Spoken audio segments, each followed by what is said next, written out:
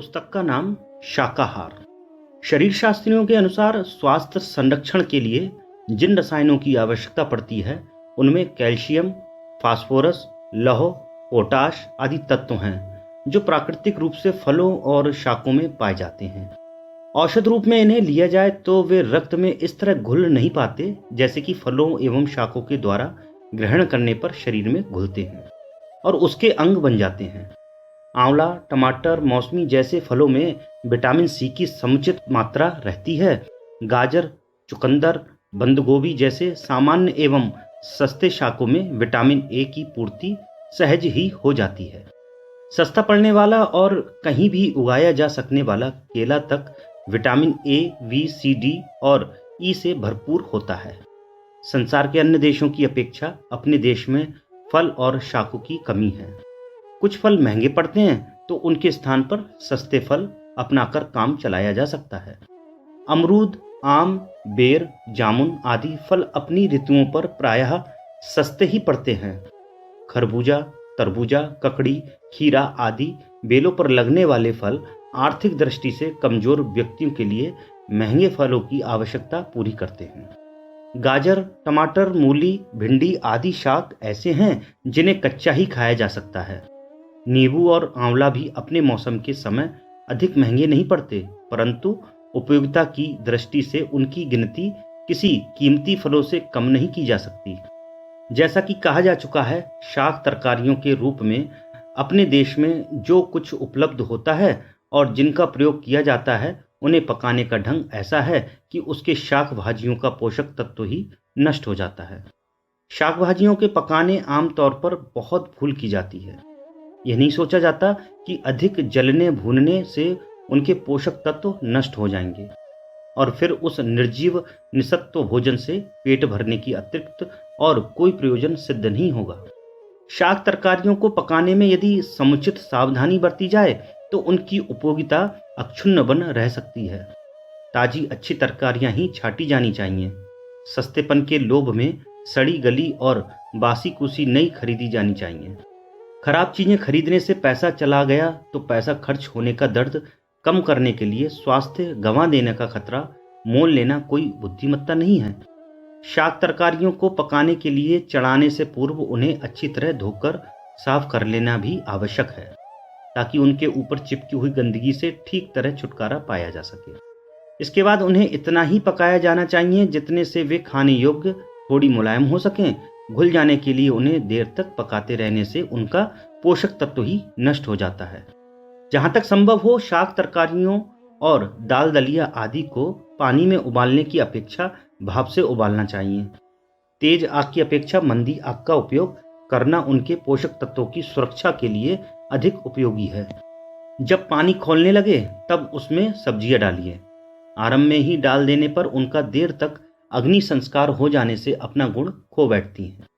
Pressure cooker या कोयले से प्रयुक्त होने वाले भाप कुकर सब्जियां पकाने की दृष्टि से सर्वोत्तम है। पकाते समय पानी उतना ही डालना चाहिए कि बाद में उसे निकालकर फेंकना ना पड़े। इस पानी में सब्जियों का बहुत सा सार तत्व रहता है। फेंकने की अपेक्षा तो उसे सूप बनाकर भी लेना अच्छा है। यथासंभव छिलके समेत सब्जियां पकाना चाहिए।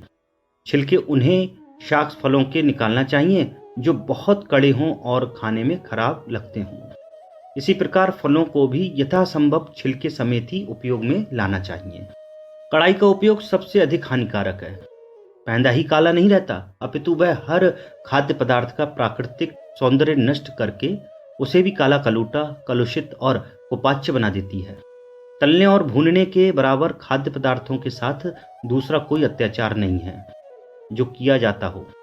पूड़ी, पकवान, मिठाई तथा तले भुने शाक आदि सभी उसी में पकते हैं और कहना ना होगा कि इस तरह का गरिष्ठ भोजन पेट पर अतिरिक्त भार तो डालता ही है, उसकी सुंदरता को भी नष्ट करता है। फसल के समय पर कच्चे अनाज मिलते हैं। वे सूखे और पिसे अनाज की तुलना में कहीं अधिक पोषक होते हैं। मक्का, ज्वार, बाजरा, गेहूं, मटर आदि थोड़ा सा भून लेने पर वे और भी अधिक गरिष्ठ हो जाते हैं। वैसे उन्हें कच्चे भी खाया जा सकता है। सूखे अनाजों को पानी में भिगोकर अंकुरित किया जा सकता है तथा उन्हें कच्चा या उबाल कर खाया जा सकता है। सूखे बीजों में जीवन तत्व बहुत स्वल्प मात्रा में होता है। उन्हें अंकुरित करने पर पोषक तत्व कई गुना बढ़ जाते हैं। उनमें ऐसे रासायनिक परिवर्तन हो जाते हैं जिनसे पाचन अधिक सरल हो जाए। अंकुरित बीजों के अणु अमीनो एसिड के रूप में बदल जाते हैं और उनकी पौष्टिकता तथा पाचन क्षमता में पर्याप्त वृद्धि हो जाती है। अंकुरित बीज फल, सब्जी और मांसाहार की तुलना में कई गुना श्रेष्ठ हैं और बहुत अधिक पोषण प्रदान करते हैं।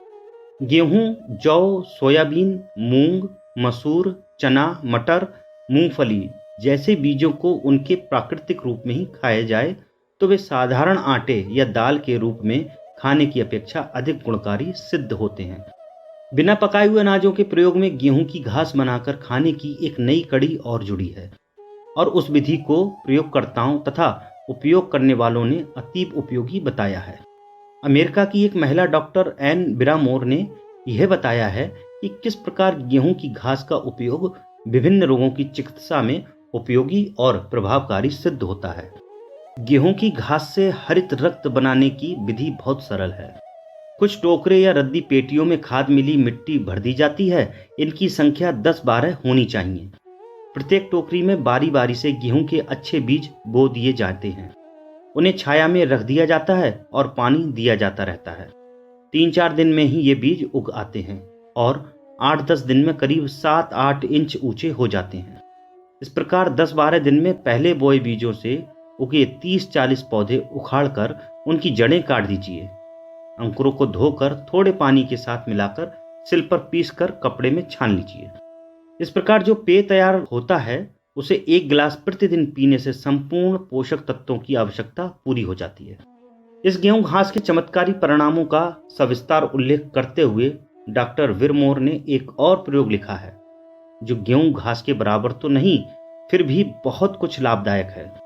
वह विधि यह है कि आधा कप धुले और बिने हुए गेहूं किसी कांच या चीनी के बर्तन में डालिए और उन पर 2 कप पानी डालकर ढक दीजिए। 12 घंटे तक उन्हें भिगोए रहने के बाद गेहूं को मसल कर अलग कीजिए और पानी को छानकर पीजिए। ये पानी भी बहुत गुणकारी है। भीगे हुए गेहूं दलिए आदि के काम में लाए जा सकते हैं। इस प्रकार खाद्य पदार्थों को यथासंभव उनके प्राकृतिक रूप में लिया जाए। उन्हें कम से कम भूना या पकाया जाए और उनकी उपयोगी अंश को नष्ट न किया जाए। अंकुरित अन्नों को जीवंत आहार की संज्ञा दी गई है। भुने हुए बीज खेत में बोने पर ना तो वे उगते हैं और न पौधों के रूप में विकसित होते हैं, वरन जमीन में पड़े पड़े सड़ जाते हैं। लगभग यही स्थिति आग पर पकाए जाने वाले खाद्यान्न की होती है। इस तरह के खाद्य पदार्थ निष्प्राण एवं सत्वहीन बनकर रह जाते हैं। आवश्यक शक्ति अर्जित करने के लिए अंकुरित अनाजों को आहार रूप में ग्रहण करने की कला ऐसी है जिसका हमारे जीवन, काया और स्वास्थ्य से गहरा संबंध है। इससे जीवनी शक्ति का अभिवर्धन करने वाले अनिवार्य पोषक तत्व प्रचुर परिणाम में शरीर को तो मिलते ही हैं, साथ ही अधिक खाने और पेट पर अनावश्यक बोझ लाद देने की व्यथा से भी हम बच जाते हैं। आहार विज्ञानियों का कहना है कि सूखे अन्नों, दलहनों और तिलहनों में केवल पृथ्वी तत्व की बहुलता होती है। अंकुरित हो जाने पर प्रकृति उन पर अपने विशिष्ट अनुदान बरसाने लगती है और पृथ्वी तत्व के साथ साथ उनमें जल, वायु, सूर्य और प्रकाश तत्व भी परिपूर्ण मात्रा में भर जाते हैं। इसके अतिरिक्त प्रकृति अपनी कला और रचना द्वारा उन बीजों को अतिरिक्त प्रोटीन, विटामिन, चिकनाई एवं खनिज लवण जैसे जीवन तत्वों से भी लबालब भर देती है। अंकुरण के उपरांत अब वह मात्र अनाज नहीं रह जाते, वरन अन्न, फल, शाक, सब्जी तीनों की भूमिका एक साथ निभाने लगते हैं। अंकुरित आहार सस्ता भी पड़ता है और पाचन एवं स्वास्थ्य की दृष्टि से औषधि का भी काम करता है। अतः जहां तक हो सके खाद्यान्नों को उनके प्राकृतिक रूप में ही ग्रहण किया जाए। इसके लिए उन्हें पानी में भिगोकर नरम बना लेने भर से काम चल जाता है। अंकुरित अन्न धान्यों को पूर्ण आहार के रूप में लेने पर प्रायः आशंका किसी के मन में उठ सकती है कि कच्चा अन्न सभी के लिए उपयुक्त नहीं पड़ता। उसे खाने पर पेट खराब हो सकता है, पाचन क्रिया गड़बड़ा सकती है और फिर वह स्वादिष्ट भी तो नहीं होता। वैकल्पिक आहार पर अनुसंधान कर रहे वैज्ञानिकों ने इस संदर्भ में गहन खोजें की हैं और पाया है कि जब अंकुरित गेहूं, चना एवं सेम के बीजों के सेवन से विभिन्न प्रकार उदर विकार दूर हो सकते हैं, तो कोई कारण नहीं है कि जिनका पाचन तंत्र सबल एवं स्वस्थ है उन्हें यह लाभकारी सिद्ध ना हो सके। उनका कहना है कि अंकुरित हो जाने के पश्चात बीजों के रेशे, छिलके तथा तंतु हमारे आंतों का परिशोधन करते हैं। सरल घटकों में टूट जाने के कारण उन्हें आत्मसात करने में पाचन अंगों को भी कम शक्ति खर्च करनी है। क्योंकि इन बीजों को देर तक पचाना पड़ता है, अतः पेट में पहुंचने से पूर्व मुंह में लार के साथ मिले हुए रसायनों के कारण उनका अधिकांश भाग वहीं पच जाता है। आहार विशेषज्ञों ने 10 व्यक्तियों के लिए संतुलित अंकुरित अन्नों की एक आहार तालिका प्रस्तुत की है। उसके अनुसार गेहूं 200 ग्राम, चना, मूंग, ज्वार या बाजरा एवं मूंगफली में से प्रत्येक 100-100 ग्राम मात्रा में लेकर सबको सम्मिलित रूप में साफ पानी में 12 घंटे तक भिगोकर रखने के उपरांत 12 घंटे तक किसी मोटे कपड़े में लपेटकर रख देना चाहिए। अधिक जीवंत बनाने के लिए इसे किसी खिड़की के पास लटकाकर रखा जा सकता है, जहां के हल्की धूप और रोशनी आ रही हो। कपड़ा सूखने ना पाए, इसका सदा ध्यान रखना पड़ता है और तब 36 घंटे में बढ़िया अंकुर निकल आते हैं। ऋतु प्रभाव के कारण बीजों के अंकुरित होने में कम ज्यादा समय लग सकता है। अंकुरित अन्नों को स्वादिष्ट एवं रुचिकर भी बनाया जा सकता है। प्लेटों पर निकालकर उसमें टमाटर, मूली, गाजर, खीरा, ककड़ी, सलाद पत्ती, लेटुस, धनिया, अदरक, पुदीना आदि को बारीक काटकर मिलाया जा सकता है। भुना हुआ जीरा एवं हल्का नमक आवश्यकता अनुसार ऊपर से छिड़क देने पर जायकेदार बन जाता है।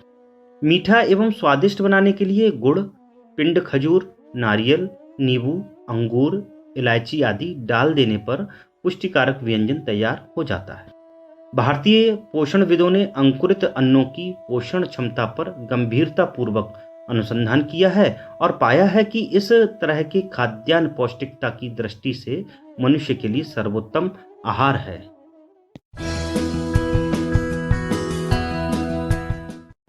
पुस्तक का नाम शाकाहार। ऑडियो 2। प्रयोग परीक्षणों द्वारा पाया गया है कि अनाज एवं दालों को अंकुरित करने पर उनमें सन्निहित प्राकृतिक शक्तियां सक्रिय हो उठती हैं और उनकी पोषण क्षमता में अभिवृद्धि करती हैं। उनसे प्रस्फुटित नई कोपलें अतिरिक्त विटामिनों एवं खनिज तत्वों से भर जाती है। इससे विटामिन सी 10 गुनी तथा थायमिन, रिबोफ्लेविन और निकोटिनिक एसिड दुगनी हो जाती है। अंकुरण से दालों में कुछ हानिकारक तत्वों का विघटन हो जाता है और साथ ही लौह तत्व अपने रासायनिक यौगिकों से अलग होकर अधिक मात्रा में शरीर को मिलने लगता है। इतना ही नहीं, अंकुरण से बीजों में भी भारी परिवर्तन होता है। एप्लाइड न्यूट्रिशन पर अनुसंधानरत वैज्ञानिकों का कहना है कि ज्वार, बाजरा, गेहूं जैसे अन्न तथा चना, मटर, मूंग की दालों एवं मेथी, तिल, मूंगफली आदि तिलहनों को अंकुरित अवस्था में ग्रहण करने पर पौष्टिक मान बड़े होने के कारण सामान्य आहार की तुलना में ये अधिक लाभदायक सिद्ध होते हैं। शिशु आहार के रूप में अंकुरित मोहवे को बहुत उपयोगी पाया है। इसी तरह सेम एवं ब्रूसेल जैसी सब्जियों के अंकुरित दानों में कैल्शियम, फास्फोरस, आयरन तथा विटामिन ए प्रचुर परिमाण में मिलने के कारण उनकी उपयोगिता अब आहार चिकित्सकों में महत्वपूर्ण बन गई है। इंसुलिन जैसे रसायन इन बीजों के अंकुरों में अपनी प्राकृतिक अवस्था में पर्याप्त मात्रा में पाए जाते हैं। आयुर्वेद ग्रंथों में वर्णित है कि प्राचीन काल के ऋषि मनीषियों का आहार प्रायः कंदमूल फल या कच्चा अन्न हुआ करता था। उसे ग्रहण करके वे पूर्ण स्वस्थ, दीर्घजीवी एवं ओजस्वी, तेजस्वी बने रहते थे।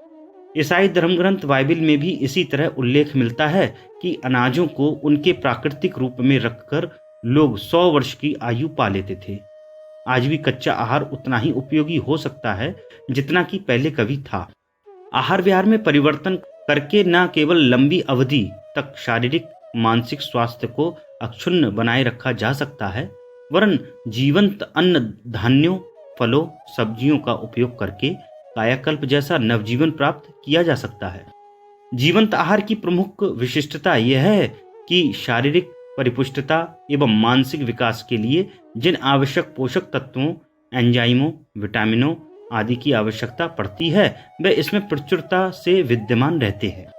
आग पर पकाए जाने पर इनमें से अधिकांश पाचक तत्व नष्ट हो जाते हैं। परिणाम स्वरूप अच्छी तरह ना तो उनका पाचन हो पाता है और न रक्त में विलय की। कच्चे आहार से स्वस्थ आंतें अपने अंदर स्थित बैक्टीरियल फ्लोरा के साथ उक्त सत्वों के माध्यम से लगभग 1000 एंजाइमों एवं विभिन्न विटामिनों को प्राप्त कर लेती है। प्राकृतिक चिकित्सा विज्ञानियों के अनुसार कच्चे आहार की तुलना में पका हुआ भोजन स्वादिष्ट तो होता है, पर उच्च तापमान के कारण उसमें सन्निहित प्रोटीन एवं शर्करा दुष्पाच्य बन जाती। खनिज, लवण, एंजाइम तथा विटामिन पूर्णतः नष्ट हो जाते हैं, तो चिकनाई एवं कार्बोहाइड्रेट अधिक ताप के कारण विघटित होकर विष का काम करने लगते हैं। यही कारण है कि पौष्टिक पकवान लेते रहने पर भी पेट खराब रहता है। उसकी पूर्ति के लिए कृत्रिम विटामिनों, खनिजों का सहारा लेना पड़ता है। कच्चे एवं अंकुरित अनाजों को आहार में सम्मिलित कर लेने पर इस व्यथा से सरलता पूर्वक छुटकारा पाया जा सकता है। सुप्रसिद्ध चिकित्सा विज्ञानी डॉक्टर राल्फर वर्चर ने नैसर्गिक जीवंत आहार एवं अंकुरित अन्नों की उपादेयता पर गंभीर खोजें की हैं और पाया है कि इनमें एक विशिष्ट प्रकार की पोषक क्षमता विद्यमान होती है। उनके अनुसार अंकुरित अन्नों को खाने से हमें 6 प्रकार के औषधीय तत्व प्राप्त होते हैं, जो रोग कारक विषाणुओं को नष्ट करने के साथ ही जीवन शक्ति का भी अभिवर्धन करते हैं। इसके 92% तत्वों को आंतें अवशोषित कर उसे रक्त, मांस, मज्जा आदि के निर्माण योग्य बना देती हैं, जबकि पके हुए आहार का मात्र 35% भाग ही जीवनी शक्ति बढ़ाने वाली प्रक्रिया में प्रयुक्त हो पाता है। अंकुरित अन्नों एवं हरी सब्जियों में पाए जाने वाले तत्व शारीरिक कोशिकाओं एवं तंतुओं के खनिजीय और रासायनिक संतुलन को स्थिरता प्रदान करते हैं। फलतः असंतुलन जन्य बीमारियों का शमन स्वमेव हो जाता है। इससे न केवल मानसिक तनाव दूर होता है, वरन कैल्शियम, सोडियम, मैग्नीशियम जैसे तत्वों की समुचित उपलब्धता के कारण हृदय की कार्यक्षमता भी बढ़ जाती है। उसके स्नायु तंत्र सशक्त एवं सक्रिय बने रहते हैं। मनुष्य प्रकृतितः शाकाहारी है। पहले वह अपना आहार नैसर्गिक रूप में ही ग्रहण करता था। पकाकर खाना तो उसे सभ्यता के विकास के साथ सीखा है। यही कारण है कि आंतें पके हुए आहार की अभ्यस्त बन गई हैं। प्रख्यात आहारविद हैंस एंडरसन के कथानुसार यदि इस भूल को सुधार कर प्राकृतिक आहार की तरफ लौटा जा सके तो कोई कारण नहीं कि स्वस्थ एवं दीर्घ जीवन का लाभ न उठाया जा सके।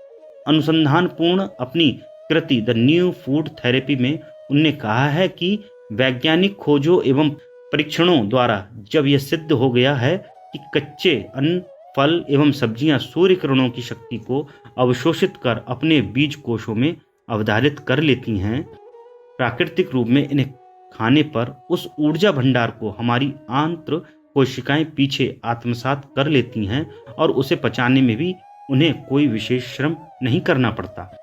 हरी शाक सब्जियों एवं अंकुरित अन्नों के क्लोरोफिल युक्त रस को ग्रीन ब्लड के नाम से संबोधित किया गया है। इसमें पोषण प्रदान करने एवं स्वास्थ्य वर्धन करने वाले सभी प्रकार के तत्वों का समावेश होता है। खून को शुद्ध करके रक्त कणों की अभिवृद्धि करने में उक्त रस की भूमिका महत्वपूर्ण होती है। चिकित्सा विज्ञान डॉक्टर विर्शर इसे सूर्य शक्ति केंद्रित मानते हैं और कहते हैं कि क्लोरोफिल के अणु मानव रक्त में पाए जाने वाले हीमोग्लोबिन कणों से बहुत कुछ समानता रखते हैं। यही कारण है कि इसके सेवन से रक्त कणों की संख्या में असाधारण रूप से अभिवृद्धि देखी जाती है। हरे रस का नियमित सेवन रक्त अभिसंचरण की प्रक्रिया को संतुलित तथा हृदय तंत्र को सशक्त बनाता है। नोबेल पुरस्कार विजेता विख्यात चिकित्सा शास्त्री डॉक्टर फिशर ने रक्तअल्पता दूर करने में अंकुरित अन्नों के ज्वारे का सफल प्रयोग किया है। इसके अतिरिक्त अंत्रशोथ, त्वचा रोग, पेट में अल्सर, पायरिया जैसे रोगों में से ग्रस्त 1200 व्यक्तियों के उपचार में भी इससे उन्हें पर्याप्त सहायता मिली है। उनके अनुसार अंकुरों के रस में अब तक 100 से अधिक जीवन रक्षक तत्व खोजे जा चुके हैं।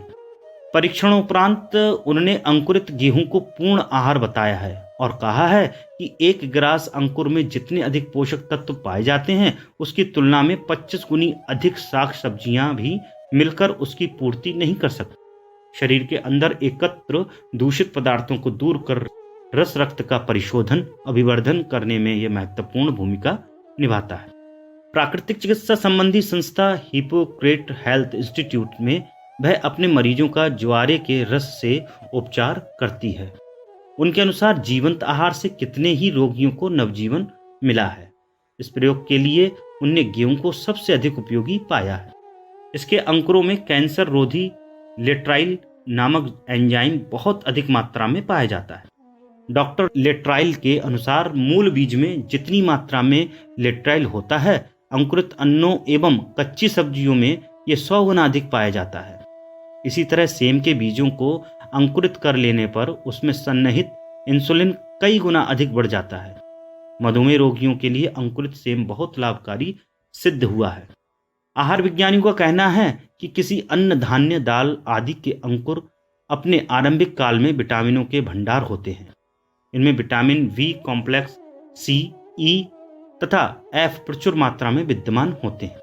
5 दिन के अंकुरित गेहूं एवं जई में सामान्य दानों की तुलना में 500 गुना अधिक जीवन तत्वों का बाहुल्य देखा गया है। उसी तरह प्रोटीन की मात्रा एवं विविधता में भी अभिवृद्धि पाई गई है। शुरू के दिनों में इस अंकुर में प्रायः स्टार्च भरा होता है। उनके अनुसार अंकुरित अन्नों को सदैव कच्चा ही खाना चाहिए। उबालने पर उनके उपयोगी तत्व नष्ट हो जाते हैं। चिकित्सा विज्ञानी डॉक्टर यार्प थॉमस का कहना है कि अंकुरित अन्न एवं उनके ज्वारे निश्चित रूप से नवयुग के लिए उपयुक्त आहार औषधि है। रोगनाशन एवं आरोग्य संवर्धन की दोहरी क्षमता से संपन्न इस आहार को उन्होंने सभी आयु वर्ग के व्यक्तियों के लिए उपयुक्त पाया है। अशक्त रोगी भी जीवंत आहार से स्वस्थ हो जाते हैं।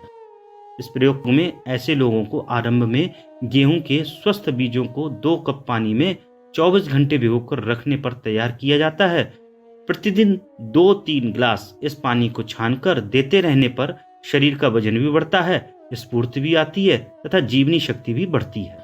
गेहूं को लीजिए, वह रोज खाए जाने वाला अभ्यस्त अन्न है, पर उसका महत्व भी हम कहाँ समझते हैं और कहाँ उसका सदुपयोग करते हैं।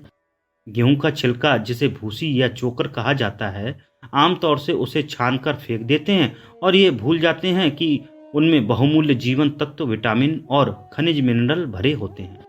एक आदमी के आटे में जितना चोकर निकलता है, उतने में बाजार से खरीदे जाने वाले 1 रुपया मूल्य से अधिक के विटामिन और मिनरल होते हैं। यदि चोकर समेत रोटी खाई जाए तो पौष्टिक तत्व खरीदने के लिए औषधि विक्रेताओं का दरवाजा खटखटाने और रंग बिरंगी शीशियां खरीदने में जेब खाली न करनी पड़े। एक दिन रात पानी में भिगोकर यदि गेहूं खाया जाए तो उसमें सूखे गेहूं की अपेक्षा 3 गुने अधिक पोषक तत्व बढ़ जाते हैं। गेहूं की महत्ता के संबंध में कुछ दिन पूर्व डॉक्टर एन बिरामोर ने पुस्तक लिखी है। नाम है why suffer and answer wheatgrass manna. इस पुस्तक में लेखिका ने गेहूं की नव अंकुरित घास के रस की अत्यधिक प्रशंसा की है और लिखा है, संसार में कोई रोग ऐसा नहीं जिसे इस घास के उपयोग से अच्छा ना किया जा सकता हो। उन्होंने इसे बुढ़ापा दूर करने वाली महत्वपूर्ण पुष्टि भी बताया है और अनुसंधानों का विवरण दिया है, जिनमें कठिन रोगों पर इस रस के उपयोग से विजय प्राप्त की गई। इस रस को बनाने की विधि इस प्रकार है। 1 दर्जन मिट्टी के गमले या ऐसे ही कोई चौड़े बर्तन ले लीजिए। उनमें खाद और मिट्टी भर दीजिए। इनमें अच्छे किस्म का गेहूं बो दीजिए। थोड़ा पानी डालिए और छाया में किसी बरामदे में इन गमलों को रख दीजिए। 3-4 दिन में अंकुर उग आएंगे और 8-10 दिन में वे 7-8 इंच बढ़ जाएंगे। इनमें से 30-40 पौधे पहले दिन जड़ सहित उखाड़ लें। जड़ को काटकर फेंक दीजिए। बाकी घास को धोकर सिल पर थोड़े पानी के साथ पीस लीजिए। इससे लगभग आधे गिलास ठंडाई जैसा रस बन जाएगा। इसे छानकर पिया जाए।